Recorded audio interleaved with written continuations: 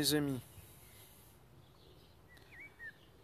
je choisis de faire ce petit direct avec vous de manière de façon décontractée pour qu'on puisse s'interroger: est-ce qu'il y a encore quelque chose à sauver vraiment au Cameroun? Pouvons-nous encore sauver quelque chose au Cameroun? Je pose cette question à vous et je me la pose à moi-même au regard de tout ce que nous voyons dans notre pays ces derniers jours.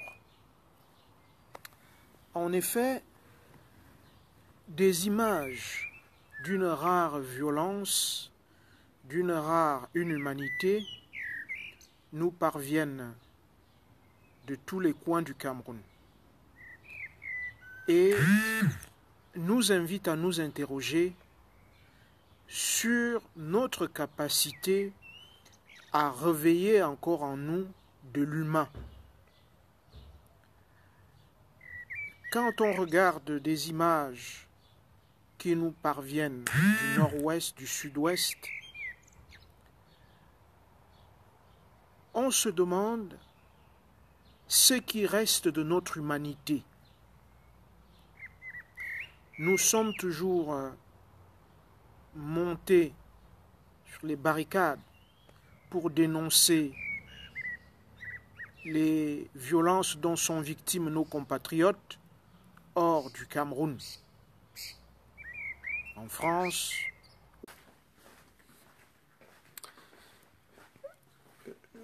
Je vois que ma vidéo a été mise en pause parce que la connexion n'était pas bonne, ou alors parce qu'il y a eu beaucoup de signalements. Donc du coup, je me déplace pour pouvoir continuer cet échange avec vous. Donc, la question est de savoir si vraiment dans notre pays, nous pouvons encore sauver quelque chose. Si nous pouvons encore sauver l'humain en nous, si nous pouvons encore sauver la paix. Les images qui nous parviennent évoquent en moi ce que nous voyons en Cisjordanie, où des jeunes enfants, des femmes, des hommes sont pris pour cible par une armée bien organisée et bien structurée. Il me semble que dans un pays de droit, quand on a enfreint la loi,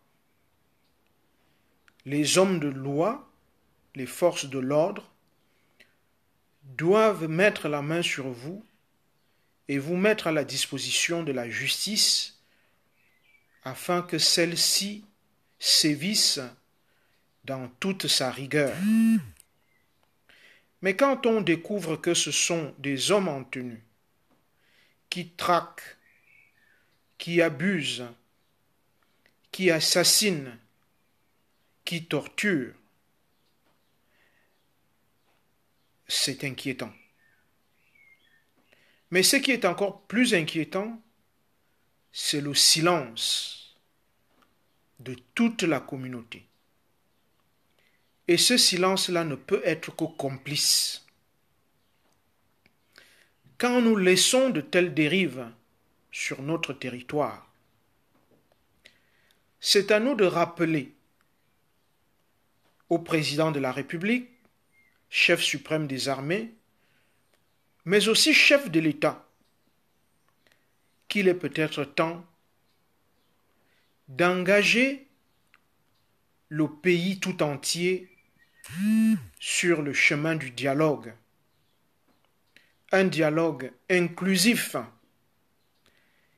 qui doit rassembler le plus large possible les fils et filles de notre pays afin de trouver des solutions aux problèmes qui se posent à nous aujourd'hui.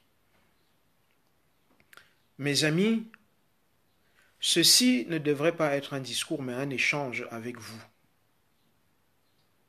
Comment expliquer que dans notre pays, nous gardions un tel silence face aux atrocités que nous voyons? Comment expliquer que des femmes encouragent les soldats camerounais à violer d'autres femmes comme elles? Comment comprendre que durant toutes les festivités d'hier, personne ou alors très peu se soit soucié véritablement de l'unité nationale, tant chantée, tant vantée? Comment expliquons-nous que personne, ou alors très peu, se soucie véritablement de la paix? Comme je l'ai dit, on ne peut pas construire la paix en réunissant toutes les conditions pour une guerre violente et qui va durer dans le temps. Je voudrais dire au président de la République qu'il sera jugé, non pas sur ce qu'il aura fait dans notre pays, mais il sera jugé sur les conditions dans lesquelles il aura laissé le pays. Monsieur le Président de la République, le peuple et le monde entier vous regardent. Rien, même pas le pouvoir, même pas sa propre vie, ne devrait permettre autant d'atrocités entre les êtres humains. Parce que ceux qui tombent, ce sont des humains comme vous et moi, comme vos enfants, comme votre épouse, comme vos frères, comme vos nièces, comme vos neveux que vous chérissez tant. Je ne peux pas croire que vous soyez devenu, en si peu de temps, le monstre le plus froid qui puisse exister sur la scène politique. Bien évidemment, vous n'êtes pas seul à gouverner le Cameroun. Vous êtes aidé en cela par toute une équipe gouvernementale, par toute une armée, par des auxiliaires de l'administration. Mais c'est à vous de donner le holà, de donner le tempo. C'est à vous de prendre la parole, c'est à vous d'humaniser la société que vous gouvernez.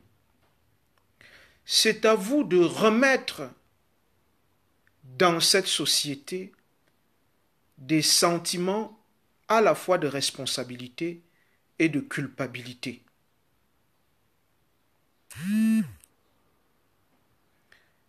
Monsieur le Président de la République, si vous ne le faites pas, oui, demain vous ne serez plus là, mais votre nom, lui, il va rester dans l'histoire. Comment restera-t-il dans l'histoire de notre pays? Restera-t-il comme le nom de celui qui a reçu en 1982 un pays qui n'était pas peut-être un Eldorado, mais où les hommes se respectaient, où l'on respectait la propriété privée, où l'on respectait l'autre simplement parce que c'est un humain, et qu'au moment de partir, vous léguez un pays en feu, en sang, que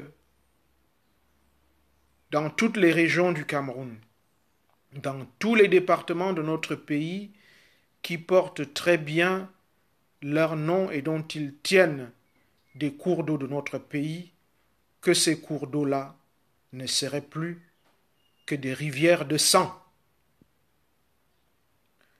Cette question que je vous pose aujourd'hui, je vous la pose comme votre compatriote, je la pose comme Camerounais, je la pose comme intellectuel de ce pays. Nous devons nous ressaisir. Nous devons sortir du climat de haine, parce que en réalité, ce n'est pas la violence qui engendre la violence.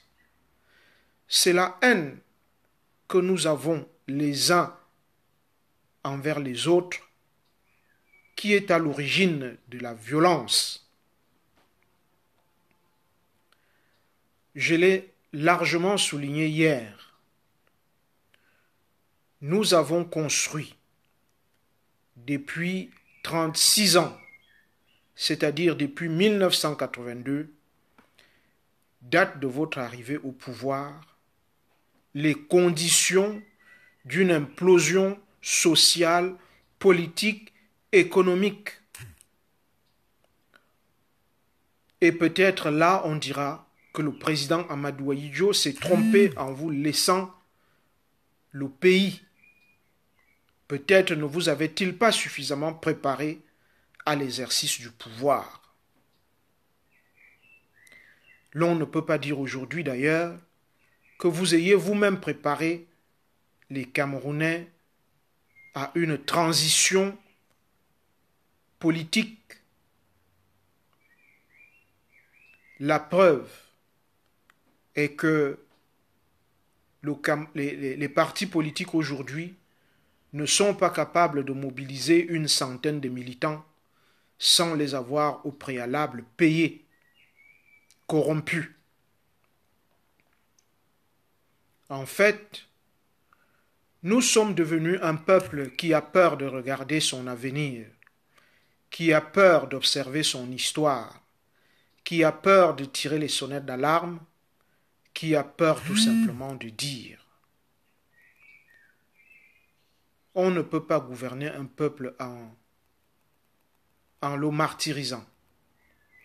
On ne peut pas gouverner un pays en niant la parole des hommes et des femmes de ce pays-là. Monsieur le Président de la République, vous savez que chaque fois que j'ai eu quelque chose à dire, je vous ai saisi par correspondance. Vous m'avez fait l'honneur de me recevoir à 2 reprises. Et aujourd'hui, je reprends mon bâton de pèlerin. Je suis tout à fait prêt à parcourir le pays afin de parler de paix, de réconciliation, de dialogue inclusif. Vous le savez, au mois de septembre dernier, je vous ai saisi pour vous demander de mettre sur pied un gouvernement d'union nationale, de proroger de 2 années votre mandat, afin justement de réconcilier les Camerounais avec eux-mêmes, avec la vie politique, avec la responsabilité. Parce que nous apparaissons de plus en plus comme étant un peuple irresponsable, un peuple qui n'a soif que de sang, un peuple qui ne s'affirme que dans la haine, un peuple qui ne fait pas peuple, pour reprendre les mots de Césaire, une foule qui ne sait pas faire foule. Monsieur le Président de la République, mes amis, vous qui m'écoutez, vous qui vous êtes connectés pour échanger avec moi, je vous invite à parler de paix autour de vous. Parce que vous êtes des humains. Parce que au fond de votre poitrine, ce que vous avez, ce n'est pas une pierre, c'est un cœur de chair pour reprendre un vieux cantique de mon enfance. Ce cœur de chair doit pouvoir battre, doit pouvoir s'inquiéter quand il voit couler autant de sang et surtout quand il rencontre autant d'indifférence, autant de silence, un silence coupable, un silence complice. Mes amis, Emmanuel, Yaya, Ndam Matelo, Martha, vous tous qui vous joignez à nous, vous avez un rôle à jouer. J'ai l'impression, la nette impression, mais je ne voudrais pas être convaincu, que ceux qui nous gouvernent, de par leur âge, sont jaloux de la jeunesse camerounaise. Ils sont jaloux de passer la main et donc manipulent la jeunesse pour s'aimer chaos et désolation. Parce que rien ne saurait justifier tout ce que nous voyons aujourd'hui. Qu'est-ce qui peut bien expliquer que nous soyons devenus autant violents et autant indifférents face à la souffrance de l'autre?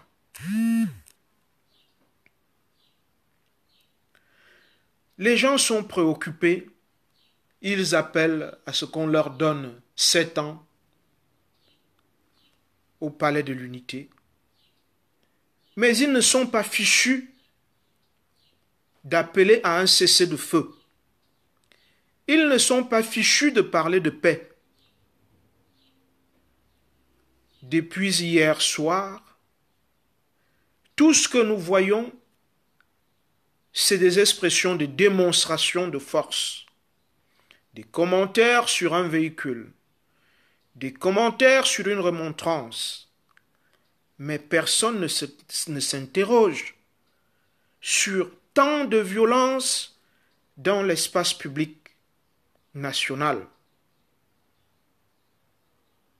Enfin, soyons quand même humains.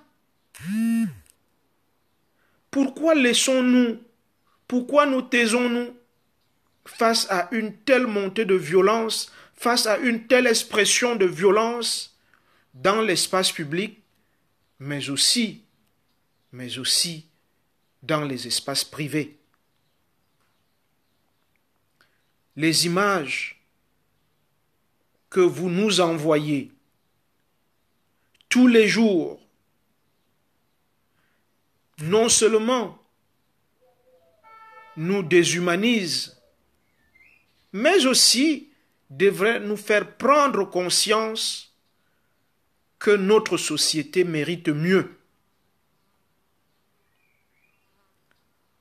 Quand on est fatigué, on passe la main. Quand on n'est plus capable d'agir, on donne des conseils. Ce qui se passe en ce moment dans notre pays est essentiellement de la responsabilité du président de la République et de l'ensemble de ceux qui l'aident à gouverner le Cameroun. Il n'y a pas un autre responsable. Notre silence, je ne cesserai pas de le marteler, est complice. Oui, je me dois de le répéter. Ce n'est pas la violence qui engendre la violence.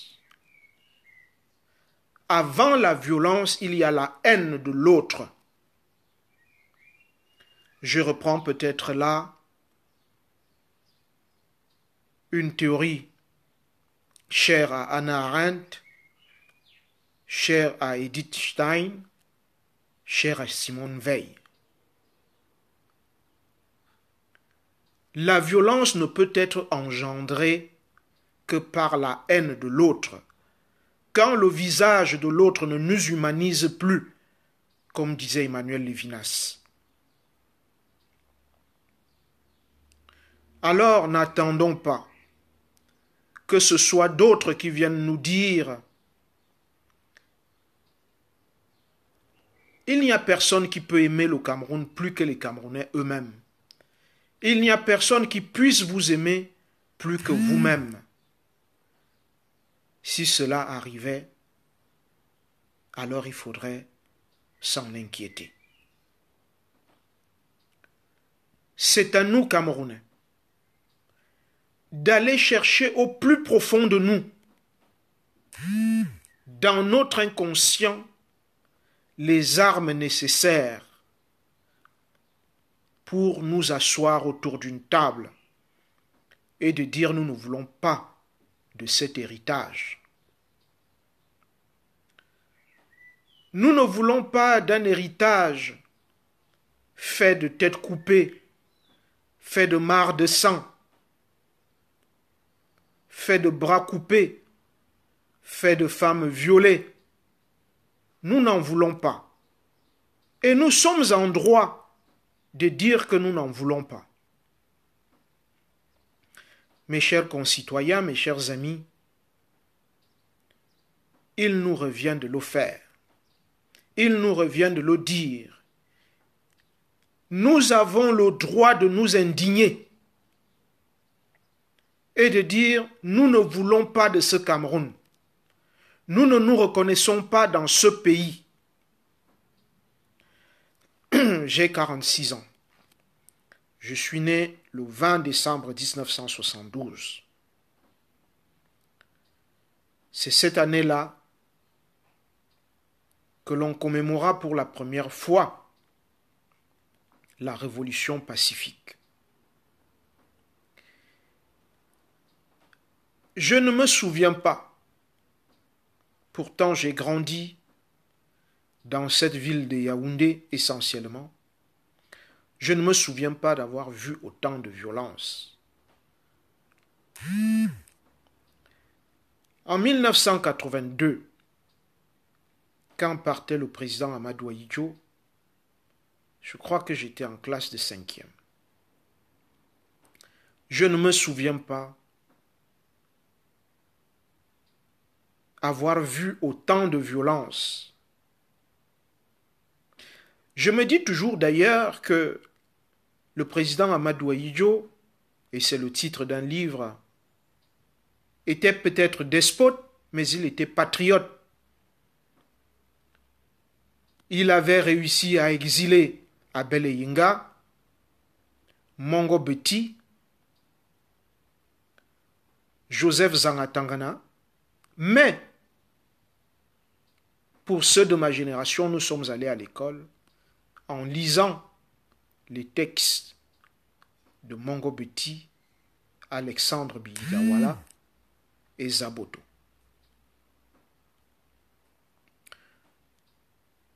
Le règne de 1982 est arrivé comme si les gens avaient hâte de prendre une revanche sur l'histoire,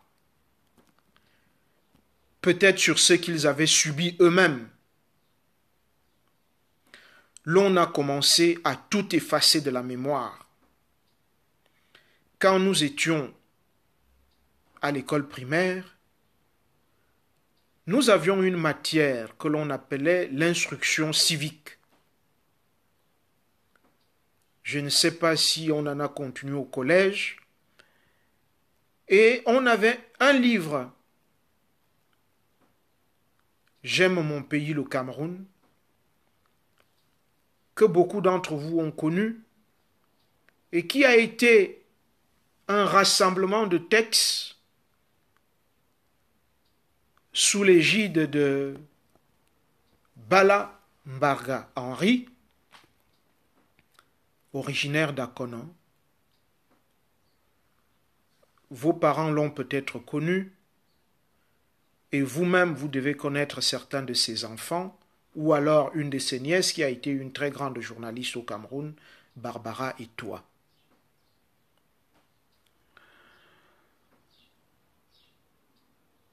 Et dans ce livre, on nous apprenait à être Camerounais. Il y avait dedans les photos d'André-Marie Mbida. Il y avait dedans une photo de Zanga Tangana. C'est comme ça que je l'ai découvert. Puis, dès 1982, on a commencé à fabriquer des écrivains. Mes petites sœurs sont allées à l'école en lisant La forêt illuminée, peut-être écrit par des Illuminati. Et aujourd'hui, il n'y a plus rien. On a commencé à assassiner, y compris les rédacteurs de l'histoire du Cameroun, comme le père Angel Bernvam.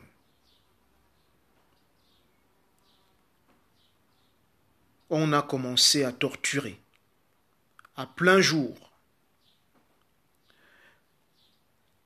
Nous sommes une génération capable de faire la comparaison entre les deux règnes.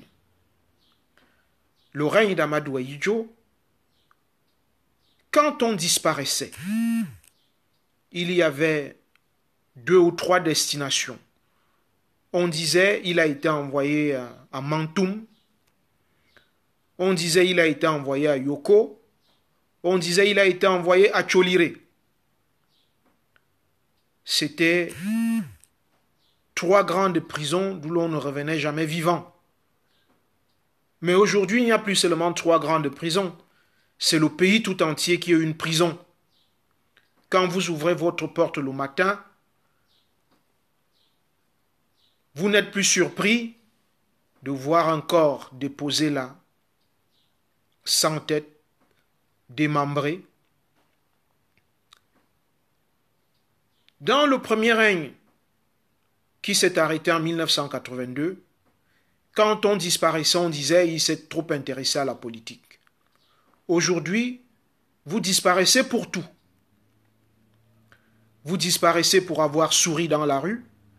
Vous disparaissez pour avoir parlé comme je parle là. Vous disparaissez parce que vous avez envoyé votre fille à l'école et qu'elle a été violée. Vous disparaissez parce que vous avez une cacahuètière qui ne plaît pas beaucoup à votre voisin. Arrêtons. Arrêtons. Mais disons non. Refusons autant de violence dans notre espace public. Nous pouvons dire stop. Qui est responsable de cette violence, de toute cette violence, si ce n'est pas nous-mêmes? Ce ne sont pas des Tchadiens, ce ne sont pas des Gabonais, ce ne sont pas des Congolais, ce ne sont pas des Israéliens qui viennent tuer chez nous. Ce sont des Camerounais qui tuent d'autres Camerounais.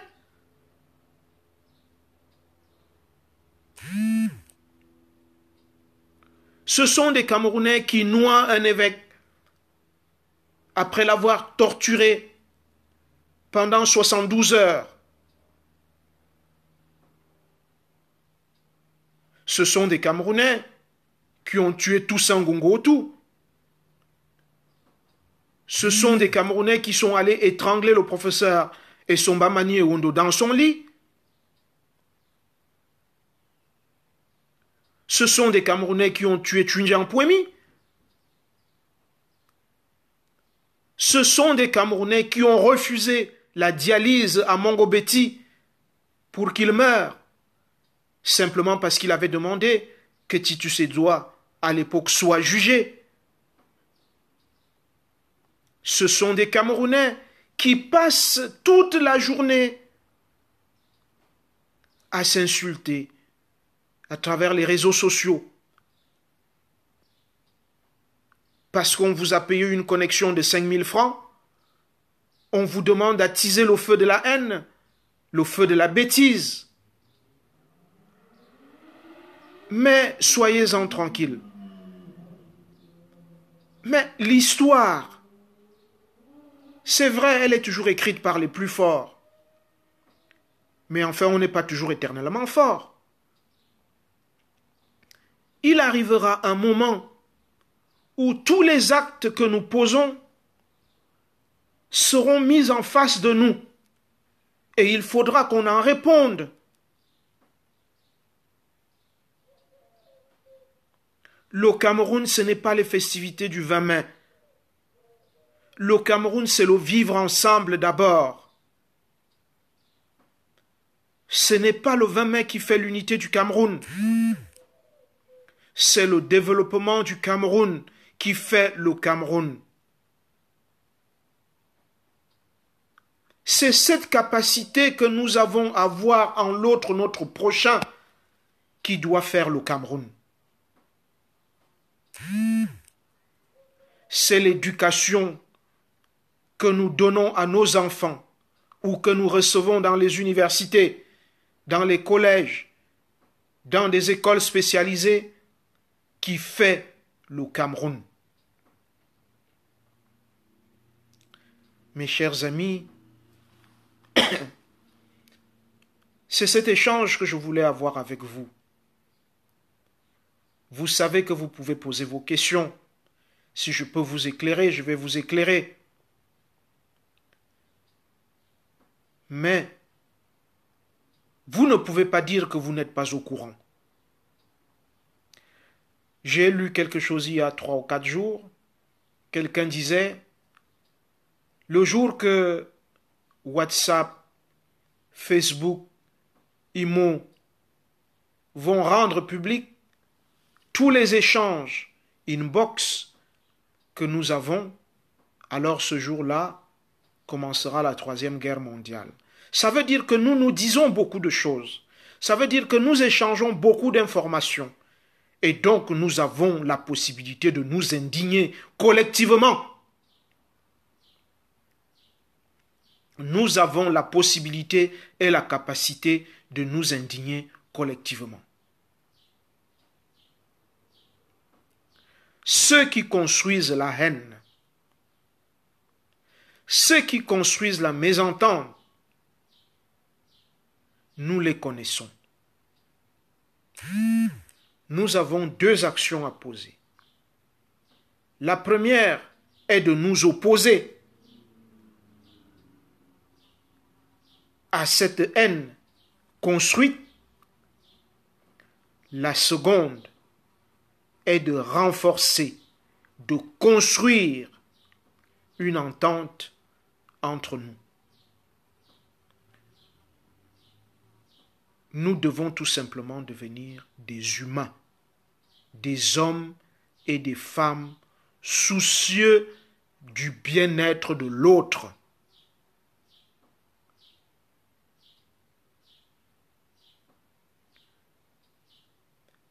Nous devons nous désolidariser de tous ces groupes sociaux que nous voyons et qui distillent la haine à longueur de journée et de nuit parce qu'ils ne dorment pas. L'ennemi ne dort jamais. Nous devons nous opposer à cette haine que nous voyons tous les jours. Moi, personnellement, je n'accepte même plus que mes enfants aillent sur les réseaux sociaux. Parce que j'ai peur qu'en regardant les images du Cameroun, ils deviennent à leur tour des monstres. Mes amis, je continue à vous appeler mes amis. Ayez la capacité de vous indigner. C'est à nous d'écrire à toutes les chancelleries et de dénoncer ce que nous voyons. C'est à nous d'enregistrer ces vidéos de violence et de les mettre à la disposition de qui de droit pour qu'un jour l'histoire s'écrive. Monsieur le Président de la République, vous pouvez encore sauver la paix dans notre pays. Vous pouvez encore au moins mettre le Cameroun sur des rails. Vous avez encore la possibilité de le faire parce que demain il sera trop tard. Vous ne serez plus là.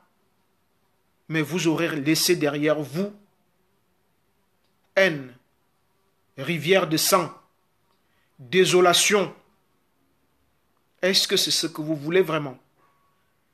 Est-ce que c'est ce que vous voulez que le peuple camerounais retienne de vous?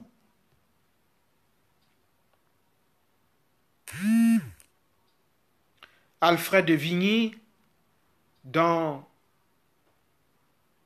l'introduction d'une de ses œuvres que nous lisions autrefois, disait « J'ai rendu illustre un nom que j'ai reçu sans gloire. À vous de laisser un nom illustre que vous avez certainement peut-être reçu sans gloire. » Ne vous laissez pas emporter en aveugle par cette violence que certainement beaucoup de conseillers autour de vous attisent. Oui, je le dis depuis un mois déjà. Il est plus facile de faire la guerre, de créer les conditions de guerre, que de construire la paix. Pendant la guerre, les marchés noirs prospèrent. La contrebande prospère. La preuve, c'est que dans les années 55, nous avons certains qui sont devenus des milliardaires. Nous savons aussi que le conflit de la presqu'île de Bakassi a enrichi beaucoup de nos concitoyens. Et nous savons aussi que le conflit en zone anglophone réconforte beaucoup, que ce soit dans l'armée, que ce soit dans le civil. Et c'est à nous de dire non. Personnellement, je ne voudrais pas diriger ce pays dans ces conditions. Personnellement, je ne voudrais pas aller en élection dans ces conditions. Personnellement, je ne peux pas souhaiter une bonne fête de l'unité nationale dans ces conditions. Mes chers concitoyens, réveillons-nous, indignons-nous, construisons une chaîne humaine de paix, une chaîne humaine de fraternité, une chaîne humaine de prise de conscience, une chaîne humaine de dénonciation, une chaîne humaine de responsabilité citoyenne.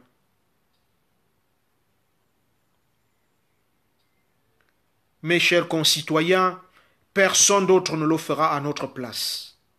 Personne d'autre ne peut aujourd'hui regarder le président Biya droit dans les yeux et lui dire « Monsieur le Président, vous êtes en train de vous fourvoyer, vous êtes en train de plonger le Cameroun dans le chaos. »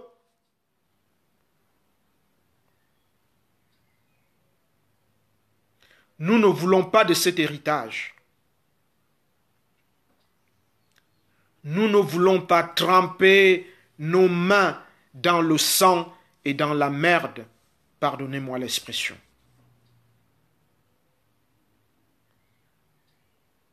Nous ne voulons pas de ce Cameroun. Nous avons beaucoup espéré. Il est grand temps de nous engager véritablement.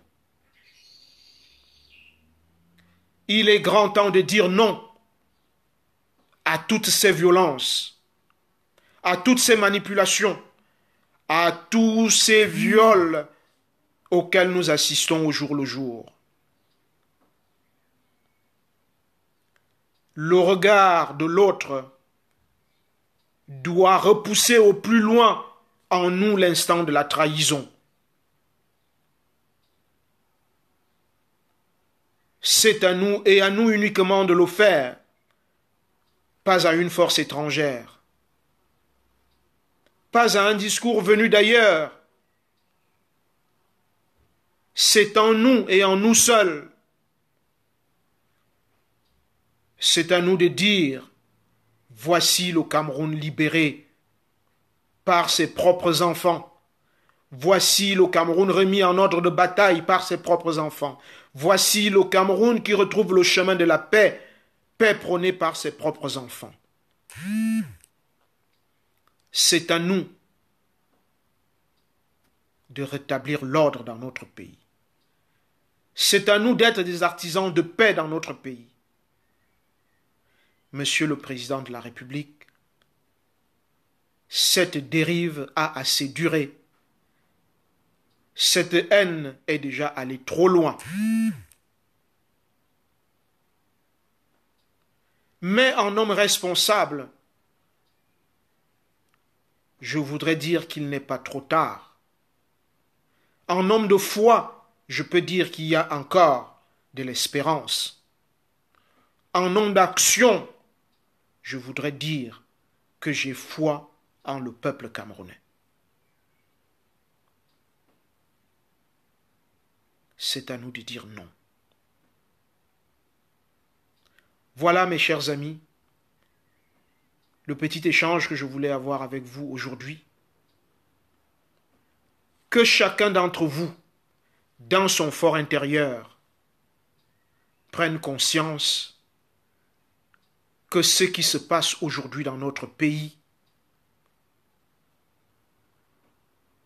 est intolérable et insupportable pour l'âme humaine. Ressaisissons-nous, soyons humains. Merci.